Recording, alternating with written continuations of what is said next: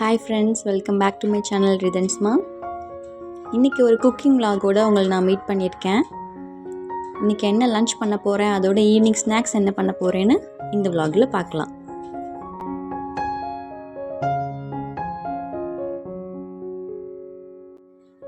ஃபஸ்ட்டே பச்சை பயிரை நல்லா கழுவிட்டு, அன்றைக்கி நான் ஊற வைக்கல, அதனால் அப்படியே குக்கரில் போட்டு நான் வேக வச்சிட்டேன். இன்னொரு பக்கம் சாப்பாடு ரெடி பண்ணிகிட்டு இருந்தேன். சைட் பை சைட் தக்காளி வெங்காயமும் நான் கட் பண்ண ஆரம்பிச்சிட்டேன்.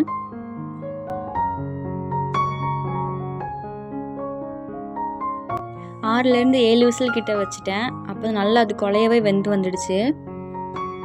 இன்றைக்கான லன்ச் மெனு வந்துட்டு சாப்பாடு, பாசிப்பயிர் குழம்பு, அப்புறமா கொத்தவரங்காய் பொரியல்.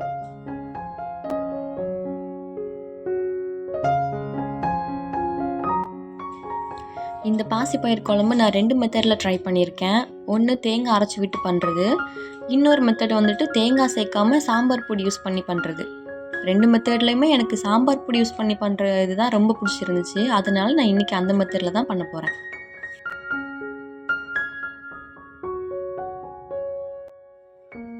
இந்த டைம் நான் கொத்தவரங்காய் ஸ்டோர் பண்ணுறப்போ உள்ள டிஷ்யூ பேப்பர் வச்சு தான் ஸ்டோர் பண்ணியிருந்தேன். ஏன்னா கவரில் தண்ணி சேர்றப்போ காய் சீக்கிரம் அழுகிடும். அதுவே டிஷ்யூ பேப்பர் இருந்தால் தண்ணியை ஃபுல்லாக அப்சர்வ் பண்ணிக்கும்ல.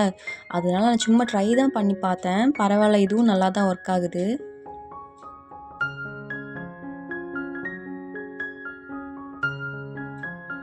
அன்றைக்கி ஃப்ரெஷ்ஷான கருவேப்பிலை கிடைக்கல, அதனால நான் காய வச்சு ஸ்டோர் பண்ணி வச்சுருந்த கருவேப்பிலையை தான் யூஸ் பண்ணிக்கிட்டேன்.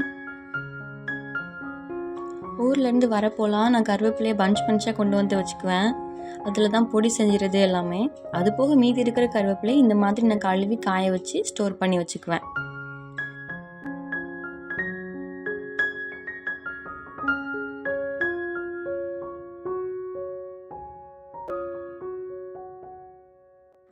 நான் தக்காளி கட் பண்ணிட்டு இருக்கும்போது ஒரு கை மட்டும் வந்து தக்காளி அப்படியே தூக்கிட்டு போகும் பாருங்க.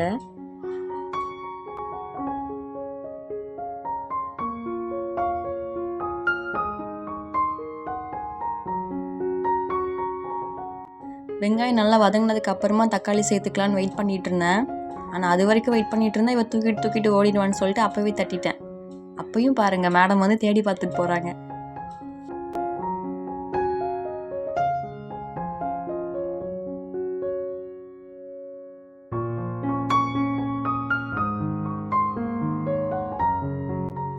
சாப்பாடு ஒரு பக்கம், குழம்பு ஒரு பக்கம் ரெடி ஆகிட்டு இருக்கிறப்போவே நான் பொரியலுக்கு காயுமே கட் பண்ண ஆரம்பிச்சிட்டேன்.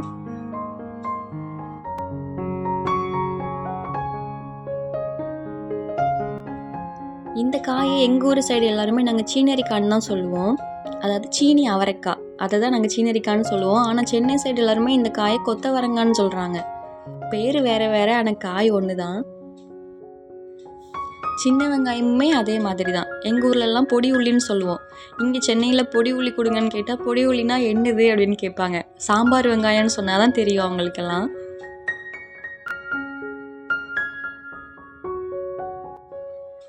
இந்த குழம்போட ரெசிபியுமே நான் வந்து ஷேர் பண்ணுறேன். ஒவ்வொருத்தங்க ஒவ்வொரு மாதிரி வைப்பாங்க. பட் நான் இந்த மெத்தடில் தான் வச்சிட்ருக்கிறேன். எனக்கு பிடிச்சிருக்கு. ஃபஸ்ட்டு கொஞ்சமாக ஆயில் விட்டுட்டு கடுகு உளுத்தம் பருப்பெல்லாம் போட்டுட்டு கருவேப்பிலை போட்டு அதுக்கப்புறமா வெங்காயம் தக்காளி எல்லாம் வதங்கினதும் மசாலா ஐட்டம்ஸ் எல்லாம் போடணும். மஞ்சள் தூள், மல்லித்தூள், அப்புறமா சாம்பார் பொடி, அதுக்கப்புறமா வத்தப்பொடி காரத்துக்கு ஏற்ற மாதிரி போட்டுக்கணும். ஏன்னா நம்ம பச்சை மிளகாவும் சேர்த்துருப்போம். அதனால் நான் எப்பயும் காரம் அதிகமாக வைக்க மாட்டேன். ஏன்னா ரிதன் சாப்பிட மாட்டா. அதனால் காரம் கம்மியாக தான் எடுத்துக்குவேன். அதனால் நமக்கு தேவைக்கு ஏற்ற மாதிரி காரமும் சேர்த்துட்டு எல்லா பொடியும் மசாலா பொடியெல்லாம் சேர்த்து நல்லா வதக்கிக்கணும்.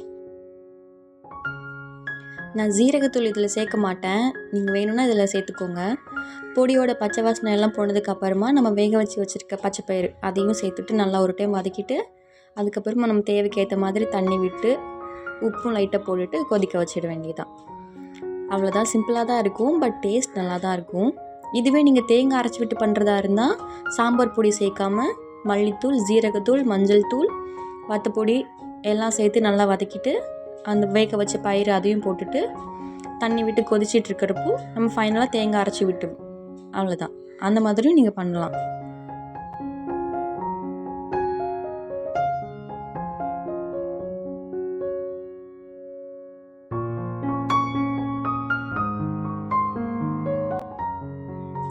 சாப்பாடு குழம்பு எல்லாமே ரெடி பண்ணிவிட்டு அப்புறமா பொரியலும் செய்ய ஆரம்பிச்சிட்டேன்.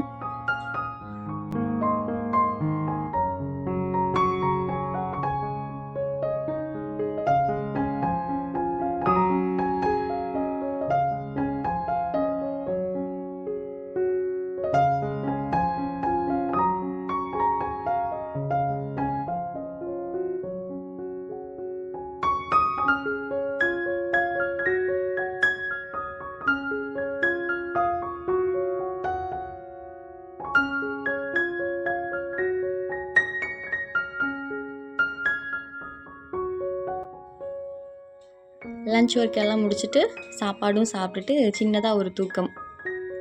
அதுக்கப்புறமா ஈவினிங் ஒரு 4 மணி போல் ஸ்வீட் பணியாரம் பண்ணியிருந்தேன் அன்றைக்கி. எப்போயுமே நான் ஸ்வீட் பணியாரம்னா நான் அதுக்குன்னு தனியாக அரிசி ஊற வச்சு அரைச்சி தான் பண்ணுவேன். பட் இந்த டைம் நான் ஆப்பத்துக்கு மாவு அரைச்சி வச்சுருந்தேன்ல, அதுலேயே ட்ரை பண்ணி பார்த்தேன். ரொம்பவே சூப்பராக இருந்துச்சு.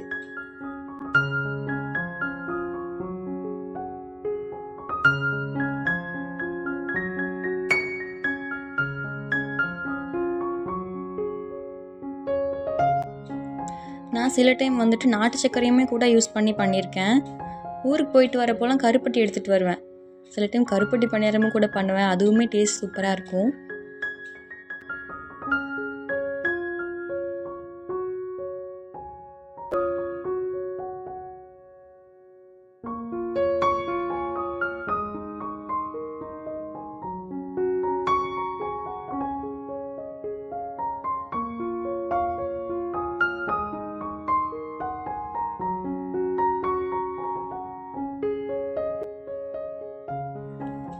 நான் எப்பயும் ஆப்பத்துக்கு மாவு அரைக்கிறப்போ தேங்காய் சேர்த்துலாம் அரைக்க மாட்டேன். ஏன்னா ஒரு டைம் நான் அதையுமே ட்ரை பண்ணி பார்க்குறப்போ ரொம்ப வித்தியாசம்லாம் இல்லை, ரெண்டுமே சேமாக தான் இருக்குது. அதனால நான் தேங்காய் சேர்க்க மாட்டேன்.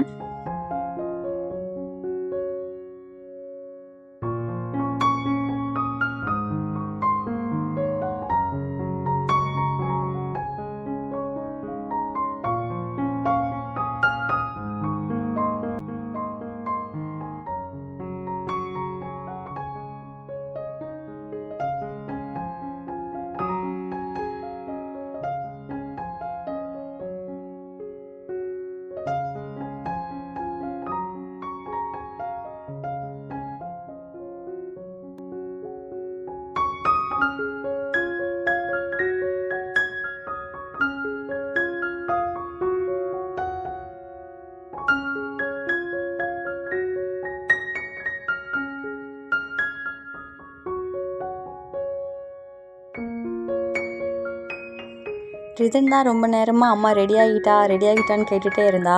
அதனால நான் ஃபஸ்ட்டே அவளுக்கு எடுத்துகிட்டு வந்து கொடுத்துட்டேன். அப்படியே வெளியில் வேடிக்கை பார்த்துட்டு ஸ்வீட்டும் சாப்பிட்டுட்டு இருந்தோம். அவ்வளோதான், இதோட இந்த விலாக் கம்ப்ளீட் ஆகுது. இந்த வீடியோ உங்களுக்கு பிடிச்சிருந்தா லைக் பண்ணுங்கள், கமெண்ட் பண்ணுங்கள், ஷேர் பண்ணுங்கள். நெக்ஸ்ட் விலாகில் பார்க்கலாம். பாய்.